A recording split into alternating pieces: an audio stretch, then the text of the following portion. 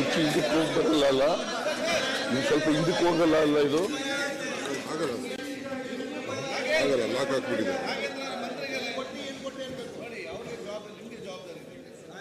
ಆಯ್ತು, ಯಾರು ಮಾತಾಡ್ಬಿಡಿ ಪ್ಲೀಸ್,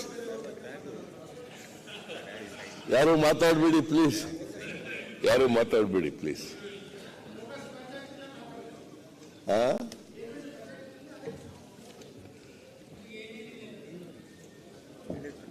ಸನ್ಮಾನ್ಯ ಸಭಾಧ್ಯಕ್ಷರೇ, ನಾನು 2024-25ನೇ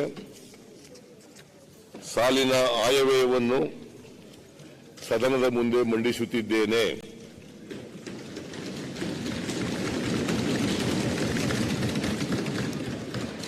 ಭಾರತ ದೇಶ ಗಣರಾಜ್ಯವಾಗಿ 75ನೇ ವರ್ಷಕ್ಕೆ ಕಾಲಿಟ್ಟಿದೆ.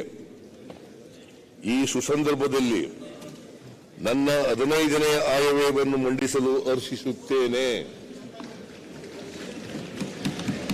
ಡಾಕ್ಟರ್ ಬಾಬಾ ಸಾಹೇಬ್ ಅಂಬೇಡ್ಕರ್ ಅವರು ರೂಪಿಸಿದ ಸಂವಿಧಾನದ ಆಶಯದಂತೆ ನ್ಯಾಯ, ಸಮಾನತೆ ಹಾಗೂ ಭ್ರಾತೃತ್ವದ ತಳಹದಿಯ ಮೇಲೆ ಕರ್ನಾಟಕ ಮಾದರಿ ಅಭಿವೃದ್ಧಿಯ ಹೊಸ ದೃಷ್ಟಾಂತವನ್ನು ರೂಪಿಸಲು ನಾವು ಹೆಜ್ಜೆ ಇಟ್ಟಿದ್ದೇವೆ.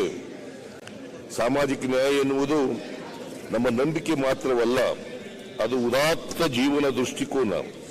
ಸಮಾಜ ನಿರ್ಮಾಣದಲ್ಲಿ ಬಸವಾದಿ ಶರಣರ ಕಾಯಕ ಮತ್ತು ದಾಸೋಹ ತತ್ವಗಳು ನಮಗೆ ಪ್ರೇರಣೆಯಾಗಿದೆ.